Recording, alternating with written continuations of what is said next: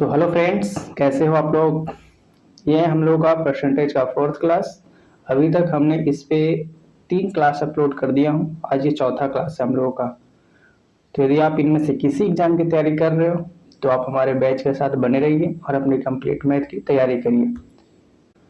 आज के क्लास का हम लोग का पहला प्रश्न है, जिसमें ये बोला जाता है कि यदि किसी संख्या का 40% 180 में जोड़ा जाए तो परिणाम स्वरूप वही संख्या प्राप्त होता है। मतलब टोटल नंबर प्राप्त हो जाएगा। ठीक है, और टोटल वही नंबर क्या होता है, कोई भी नंबर खुद में 100% होता है। तो हमें क्या निकालनी है, उस संख्या का 100% कितना होगा। अब देखो 40% को 180 में जोड़ा जाता है या फिर 180 को अब 40% में जोड़ो तो बात बराबर ही है। तो हमने लिखा 40% और प्लस का 180। इसके बाद मुझे क्या मिल जाएगा, 100% मिलेगा। अब यहाँ से ये परसेंट उधर जाने के बाद, मतलब लेफ्ट राइट साइड में जाने के बाद क्या हो जाएगा, घट जाएगा। तो यहाँ से मुझे मिल जाएगा 60%। और इधर साइड क्या रह जाएगा, 180। तो इधर साइड से मुझे मिल रहा है 6 से इसे काटेंगे तो 6 से 18, 3 बार में कटेगा। तो 1% का जो वैल्यू है वो 3 है। तो 100% का वैल्यू हो जाएगा 300। सही है। एक तो ऐसे बना सकते थे, और एक दूसरा हम क्या बना सकते थे कि 40% और प्लस का 180 है ना। करने के बाद मुझे 100% मिल रहा है। 100 है ये भाई, 100% हमें मिल रहा है। 100%। ठीक है। अब देखो 40 में हम कितना जोड़ रहे हैं, 180। तो 100 हो जा रहा है, 100% हो जा रहा है। तो हम ये भी तो सोच सकते हैं ना यहाँ से कि ये जो 180 है वो 60% का ही वैल्यू होगा। तो हम कह सकते हैं कि 180 जो है वो 60% का वैल्यू है। और हमसे अब जितना परसेंट का पूछेगा उतना परसेंट से हम यहाँ पे मल्टीप्लाई कर देंगे। 60% का पूछेगा 60 से मल्टीप्लाई कर देंगे। 120% का पूछेगा 120 से मल्टीप्लाई करेंगे। अगर 100% का पूछा है तो हम 100 से मल्टीप्लाई कर लेंगे। तो यहाँ पे हम 100 लिख लेते हैं। अब यहाँ से हम इसे काटेंगे तो 6 3 18, 3 बार में जाएगा। और यहाँ से मल्टीप्लाई होने के बाद मुझे मिल जाएगा 300। ठीक है। तो ये वाला थोड़े ज्यादा अच्छा है, क्योंकि यहाँ पे मुझे ये भी नहीं लिखना पड़ता है, डायरेक्ट आपको ये वाला चीज लिखना पड़ेगा जो मैंने नीचे लिखा। ठीक ना। तो डायरेक्ट ये वाली चीजें ज्यादा आसान होते हैं, ये वाले चीजें हमें इतना ही करना होता है। तो अगले प्रश्न से हम लोग वही करने वाले हैं। देखिए यहाँ पे क्या कहता है कि यदि किसी संख्या के 60% को 120 में जोड़ा जाए तो परिणाम स्वरूप वही संख्या प्राप्त होता है। मतलब क्या मिल जाएगा मुझे, 100%। तो संख्या का 60% कितना होगा। अब हमें 60% को 120 में जोड़ रहे हैं तो ये 100% मिल जाता है। तो 60% प्लस का 40% करेंगे तभी 100% होगा। तो ये जो 120 है वो जाहिर सी बात है कि 40% की वैल्यू होगा। हमसे पूछ रहा है 60% का वैल्यू, तो 60 और परसेंट से हमने गुना कर दिया। तो इस परसेंट से इस परसेंट को ही काट लेंगे और 40 से इसको काटेंगे तो 3 बार में कट जाएगा। तो यहाँ से सॉल्व करने के बाद 6 3 18, 180 होगा मेरा आंसर, 24 नहीं होगा, 180। 180 आपका है ये वाला, तो 180 हमने लिख लिया यहाँ पे। ठीक है। अगला प्रश्न है हमारे पास, जिसमें बोलता है यदि किसी संख्या के 25% को 66 में जोड़ा जाए तो समान संख्या प्राप्त होती है। मतलब 100% प्राप्त हो रहा है। तो उस संख्या का 80% ज्ञात करो। तो 25% में कितना जोड़ेंगे, 75 जोड़ेंगे, 75% जोड़ेंगे तब ना। और ये 66 जोड़ रहे हैं हम, तो हम कह सकते हैं कि ये 66 है वो 75% की वैल्यू है। हमसे पूछ रहा 80% की वैल्यू, तो 80% हमने यहाँ लिख लिया। परसेंट से परसेंट हमने काटा और बाकी बच गए जो काट लो। 22 तिहाई 66 और 25 तिहाई 75। और यहाँ से 5 बचे 25 और 16 बचे 80। अब आप इसे मल्टीप्लाई कर लीजिए, क्या आ जाएगा, 16 दूनी 32 और 32, 16 दूनी 32 और 16 दूनी क्या फिर से 32। तो यहाँ से मुझे मिल जाएगा 352 और नीचे का 5 बच गया। जब आप भागा दीजिएगा तो 7 बचे 35 और 7 मेरा देखो यहाँ यहाँ यहाँ किसी में नहीं है, सिर्फ एक ही ऑप्शन में है। तो हमारा ऑप्शन हो गया सी। पूरा भाग ही नहीं देना है, हमें थोड़ा सा ऑप्शन का भी ख्याल रख करके चलना है। 7 से स्टार्ट होने वाला नंबर एक ही है, तो हम एक चुन लिया। चलिए आगे देखते हैं। अब ऐसे वाले कुछ भी प्रश्न आ जाते हैं जहां पे हमें बोलता है कि 60% को किसी संख्या का 60% x में जोड़ा जाता, किसी संख्या का 60% 60 में जोड़ा जाता है, तो परिणाम जो हमें मिलता है ना, वो वही संख्या नहीं मिलता है, मतलब कि 100% नहीं मिलता है, 100% से 20 और मिल जाता है एक्स्ट्रा। तो ऐसे वाले प्रश्न को एक तो फिर से बेसिक मेथड से आप कर सकते हो कि x का 60% प्लस का 60 अगर करते हैं तो हमें रिजल्ट के तौर पर x के 100% और प्लस का 20 मिलता है। ठीक है, तो ये सॉल्व करिएगा तो ये इधर आने के बाद क्या बन जाएगा, घट जाएगा, तो यहाँ से मुझे मिल जाएगा x का 40%, और इधर से ऐसे घटाएंगे, इधर से इधर आकर ये क्या हो जाएगा, घट जाएगा, तो ये 40 बच जाएगा।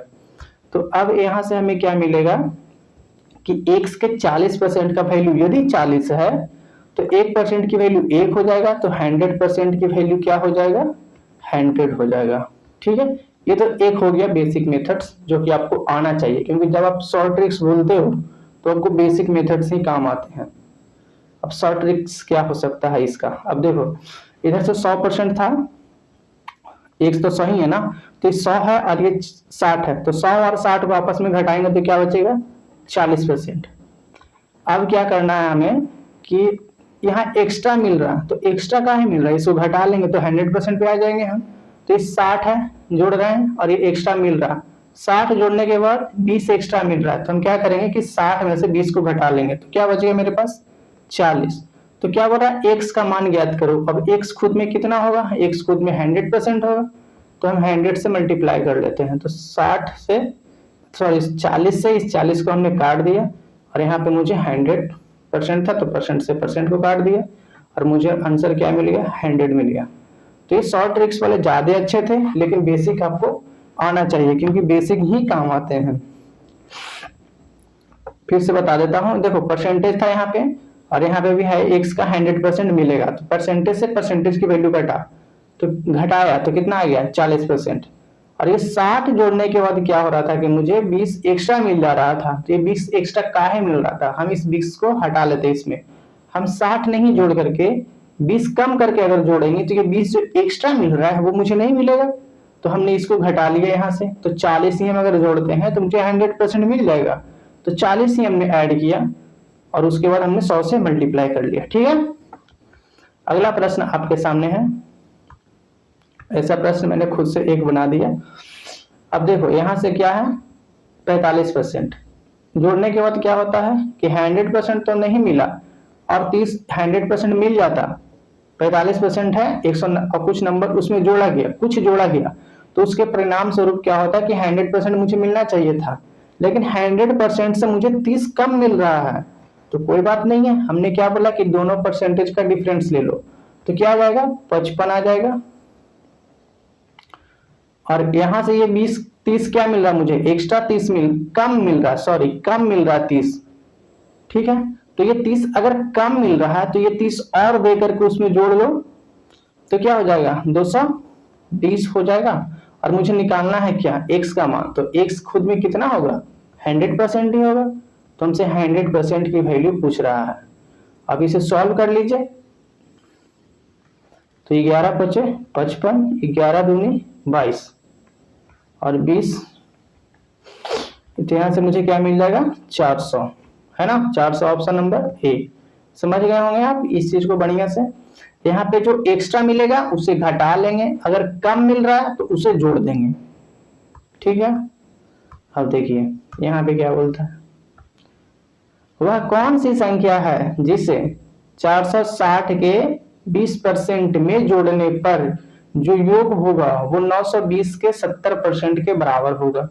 460 के 20% में जोड़ रहे हैं, तो हम एक नंबर मान लेते हैं कि x है, इसी को जोड़ेंगे किसमें, इसके 20% में, तो इसको सॉल्व करो, यहाँ से यहाँ तो काट नहीं सकते, 46 दूनी 92, x में 92 को जोड़ने के बाद रिजल्ट क्या मिलेगा मुझे, ये सॉल्व करने के बाद क्या आ जाएगा 7 दूनी 14, हाथ में 1, 963 और 1 64। अब देखो यहाँ से क्या करना है मुझे, ये उधर साइड जाएगा लेफ्ट साइड से राइट साइड, तो घटेगा, तो घटने के बाद क्या होगा, इस 4 में से 2 घटेगा तो 2 बचेगा। अब इकाई के अंक पर यहाँ पे 2 है और यहाँ पे 2 है। ठीक है, अब हम क्या कर रहे हैं कि यहाँ पे 762 है, भाई जोड़ रहे हैं थोड़ी हम, हम तो घटा रहे हैं, तो घटाने के बाद जो वैल्यू होगा जो इससे तो छोटा ही होना चाहिए, तो मेरा ऑप्शन क्या हो जाएगा, डी हो जाएगा 552। और बाकी आप घटा भी सकते हो, ऐसे देखो छोटी छोटी चीजें हैं तो घटा करके भी आप निकाल लोगे, लेकिन ये सारी चीजें ना छोटी चीजों पर ही अच्छे से समझ में आते हैं, इसलिए मैंने यूनिट डिजिट भी बता रहा हूँ आपको, और छोटा बड़ा वैल्यू, अप्रोक्सीमेशन, ये सारी चीजें मैं आपको बताता चल रहा हूँ। तो 2 और यहाँ से घटाओगे तो 5 आ जाएगा और ये 5 आ जाएगा। लेकिन आप ऐसे भी नहीं करके इतना सॉल्व नहीं कर सकते थे, डायरेक्ट आप देखो कि उधर जाएगा तो 4 में से 2 घटेगा तो लास्ट में 2 आएगा, 2 यहाँ है और 2 यहाँ है, दोनों में से घटने के बाद तो वैल्यू छोटा ही होता है, तो छोटा वाला ये था, सही हो गया। यहाँ पे देखिए P का 20% क्यूब के 40% में जोड़ा जाए तो परिणाम क्यूब का 80% आता है। अब देखो इसे बेसिक तरीके से हम बनाएंगे, P का 20%, P का 20% को P के 20% क्यूब के 40% में जोड़ा जाता है, क्यूब के 40% में जोड़ा जाता है तो क्यूब का 80% आता है। अब देखो क्यूब वाले को सबको एक साइड कर लो तो ये हो जाएगा क्यूब का 40%, इधर है, इधर आने के बाद क्या होगा, घटेगा, इधर बेचारे ये अकेले रह गया, P का 20%, अब बराबर हो गया, दोनों आपस में क्या है, बराबर है। अब आप देखो कि P का जो 20% है वो क्यूब के 40% का बराबर है, तो हम यहाँ से तो ये कह सकते हैं ना कि ये जो अभी कुछ मत कहो तुम, यहाँ से काटो इसको, 20 से इसको काटोगे तो P बराबर हो जाएगा 2 क्यूब, ठीक है ना, ये 2 बार में कटेगा 2 क्यूब।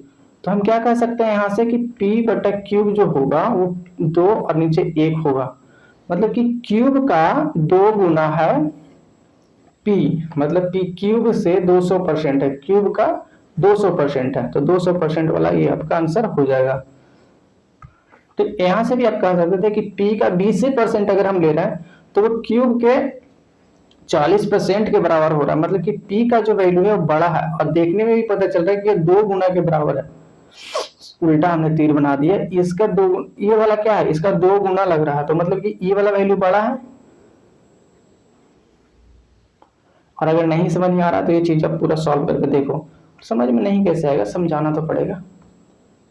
देखो अगर हमारे पास 10 रुपया है और तुम्हारे पास 20 रुपया है, ठीक है, और हम बोल रहे हैं कि दोनों का जो वैल्यू है वो आपस में बराबर है, इसलिए नहीं आता है कि भारत का पैसा है 10 रुपया और पाकिस्तान का पैसा है 20 रुपया और ये आपस में बराबर है, तो हम ये कह सकते हैं ना कि भारत वाला जो पैसा है इसकी जो वैल्यू है वो पाकिस्तान के पैसे के 2 गुना के बराबर है, क्योंकि वैल्यू है इसका मतलब वैल्यू 2 गुना के बराबर है।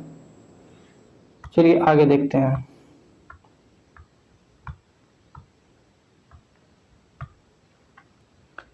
यदि किसी संख्या का 30% उसके 20% से 12 अधिक है तो वह संख्या क्या है। देखो किसी संख्या का 30% उसके 20% से अधिक है, जब भी आपको बोलता है अधिक है, कम है, ज्यादा है, ठीक है, तो इसके मतलब क्या बताता है कि दो संख्या के बीच का अंतर है कितना, 12। यहाँ पे क्या बताता है, उसका अंतर बता रहा है। तो अंतर कैसे निकालते हैं, हम घटा करके निकालते हैं। तो 30% और इस 20% के बीच का गैप कितना है, 10%। 10 ही हुआ ना, 30% और 20% के बीच का गैप 10%। तो 10% की वैल्यू कितना है, 12 है। तो 100% की वैल्यू कितना हो जाएगा, 120 हो जाएगा। ठीक है, इसको आप ऐसे भी बना सकते थे कि 10% की वैल्यू 12 है तो 100% की वैल्यू क्या हो जाएगा, 120 हो जाएगा। सेम ही चीजें हैं, कोई बात ही नहीं है सब ये सब में। किसी संख्या के 25% तथा उसी संख्या के 40% का योग कितना है, 325 है। एक संख्या है और उसका 25% और फिर उसी संख्या का 40%। अब देखो एक नंबर हमने लिया p, बेसिक तरीके से पहले बताया था, 25% और उसी संख्या के 40% को जब आपस में जोड़ेंगे ना तो 325 मेरा आएगा। तो हम ये p का 25% और p का 40%, तो p को कॉमन ले सकते हैं और फिर इसे आपस में ऐड कर सकते हैं। तो कितना हो जाएगा, ये 65 बराबर क्या हो जाएगा, 325। ठीक है, तो ये क्या हो गया, p का 65%। आपस में क्या हो जाता है, p कॉमन लेकर के ऐड हो जाता है। तो हम ये चीज ना करके डायरेक्ट यहाँ से एक चीज निकाल सकते हैं कि जब एक ही नंबर का सेम नंबर का परसेंटेज की बात होता है तो हम परसेंटेज को क्या करते हैं, आपस में जोड़ देते हैं। तो जोड़ लो इसको, तो डायरेक्ट क्या कर सकते हैं कि 65% की जो वैल्यू होगा वो बराबर होगा 325 के। तो हमसे क्या पूछा, 120% की वैल्यू पूछा है। तो आप डायरेक्ट क्या कर सकते हो, इसको बना सकते हो ना। ये चीज मैं समझाने के लिए लिख दिया, लेकिन मुझे उल्टा लिखना चाहिए था। तो हम लिख देंगे यहाँ के 325 का जो वैल्यू है वो 65% के बराबर है। हमसे पूछ रहा है 120 का वैल्यू, ठीक है। यहाँ से आप इसको काटिएगा तो 6 25 30 और 5 25 25, 5 बार में कटिएगा और मल्टीप्लाई कर लो, 12 25 60। तो 600 मेरा आंसर होगा ये वाला। तो मुझे सिर्फ ये वाला करना था, ठीक है। ये हमने समझाने के लिए आपको लिखा। अगला, अच्छा मैंने समझाने के लिए दूसरा पेज ले लिखा था, कोई बात नहीं। अब देखो, किसी संख्या का 62.5% मतलब 62.1/2% उसी संख्या के 25% से 12 अधिक है। इसमें क्या कह रहा है मेरे पास, इसमें क्या बोल रहा है कि अधिक है, कि एक ही संख्या है उसके गैप दे रहा है। तो सेम संख्या का जब ऐड हम कर रहे थे तो पी कॉमन लिया जा रहा था। जब ऐड किए थे तो पी कॉमन लेकर के ऐड कर दिए थे ना। तो अगर डिफरेंस रहेगा तो ये क्या हो जाएगा, प्लस की जगह पर माइनस हो जाएगा, तो वैल्यू क्या हो जाएगा, आपस में घट जाएगा। तो हम क्या करेंगे, यहां से डिफरेंस इसका लेंगे, इसके और इसके बीच का अंतर हम ले लेते हैं। तो कितना हो जाएगा, 37.5%। 37.5% की वैल्यू है 15। तो हमसे क्या बोला कि वह संख्या क्या है, मतलब संख्या का 100% कितना है। कैसे कटेगा, 15 दूनी 30 और 15 पचे 75, 0.25 बार। और फिर इससे काटेंगे तो 25 चौको 100, 4 बार, ठीक है, ठीक है ना। चलिए अगला देखते हैं। ऑप्शन नंबर कितना हो जाएगा, ए हो जाएगा आपका, ऑप्शन ए। अगला प्रश्न है आपके सामने, एक संख्या का 60% और उसी संख्या का 44%। एक कोई संख्या है उसका 66% और उसी संख्या के 44% के बीच का जो अंतर है वो 275 है। तो उस संख्या का 64% कितना होगा। अब जब अंतर दिया तो हम क्या करते हैं, परसेंट सेम ही नंबर का है तो उसके क्या करेंगे, अंतर मतलब घटा करके देख लेंगे। तो क्या आ जाएगा, 66 और 44 के बीच का अंतर 22। तो 22% की वैल्यू है 275। हमसे पूछा 64% की वैल्यू, तो 64% हमने लिख लिया और यहाँ से सॉल्व किया हमने। तो 22 से अगर इसे काटेंगे तो डायरेक्ट नहीं कटेगा। तो 11 दूनी की 22 और 11 दूनी 22, 11 पचे 55, सही है, हाँ सही है। 2 से इसको काटो तो 32 दूनी 64। जब आप इसे गुणा करिएगा तो 25 दूनी 50, लास्ट में 0 होना चाहिए, सब में है। तो हम गुणा कर लेते हैं, 25 दूनी की 50 और 25 तिहाई 75। तो ये मेरा 800 आ जाएगा आंसर, 800 ऑप्शन नंबर का ए। देखिए इसको ऐड करो 800 ही आएगा। अगला देखते हैं हम लोग,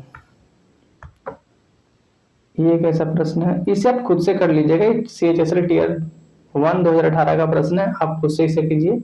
डिफरेंस लेकर के अंतर ही दिया हुआ, तो अंतर दिया तो परसेंटेज का भी अंतर ले लीजिए और बराबर हो जाएगा 286 का।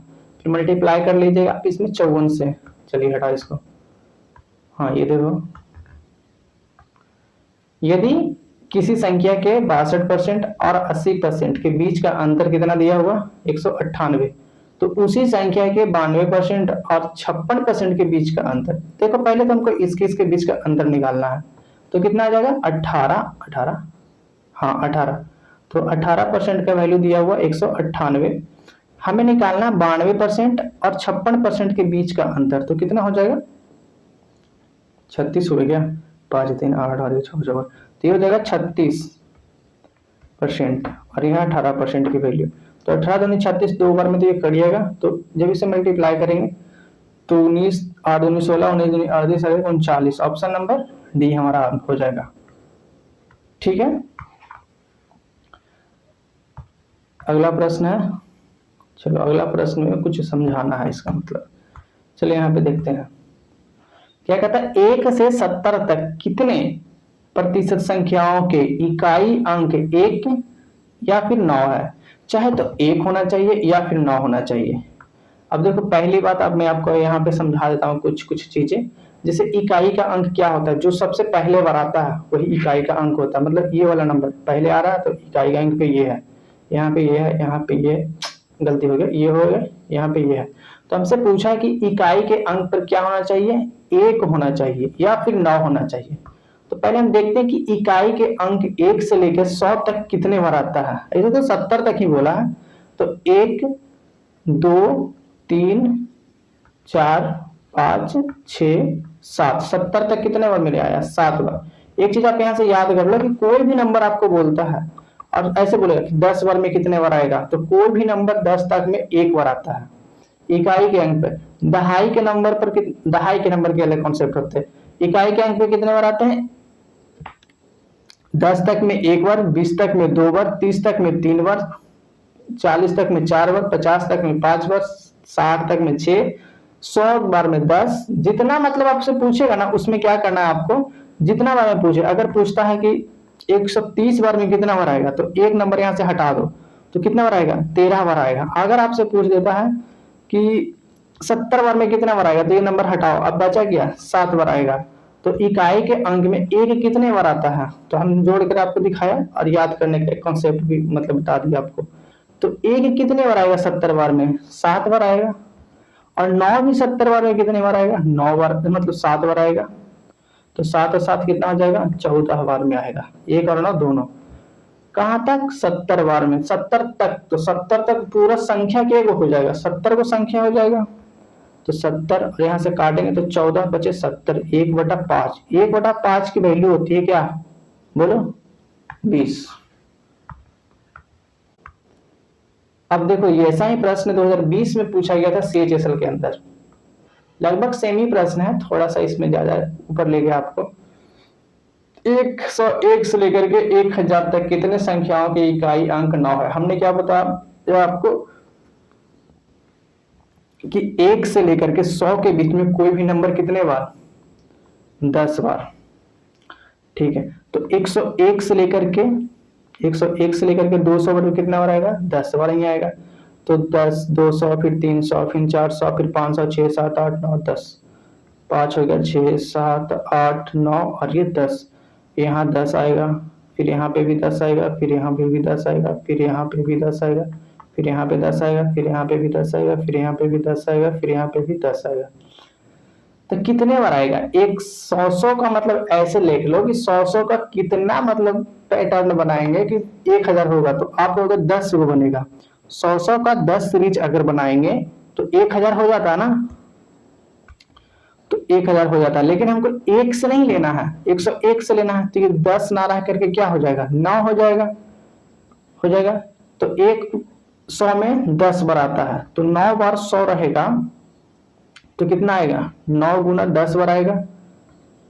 और 101 से लेकर के 1000 के बीच में पूरा संख्या कितना होगा, अगर 1 से रहता तो 10,000 होता, लेकिन 100 तो हमको घटा ही देना है इसमें से, क्योंकि 101 से लेना है, तो 900 बचेगा। तो यहाँ 10 नंबर 90 से 90 कट जाएगा, तो यहाँ से मुझे मिलेगा 1/10, और 1/10 का मतलब होता है 10%। समझ गए हैं, आपकी फिर से समझाना पड़ेगा।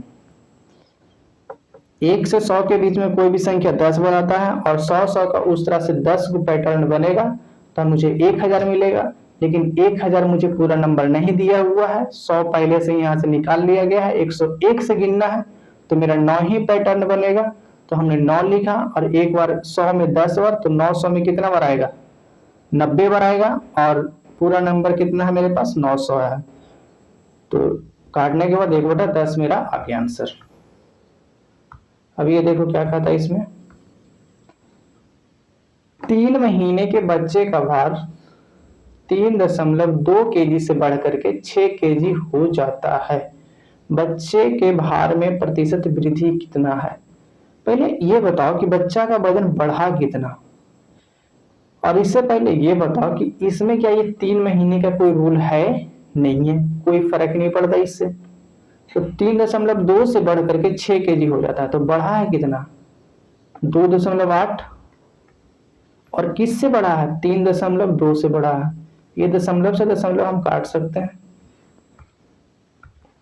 तो 7 चौको 28 और 8 चौको 32। अब 7/8 का फ्रैक्शन वैल्यू आप हमको बताइएगा कि क्या होता है। मैं इसे छोड़ दे रहा हूं।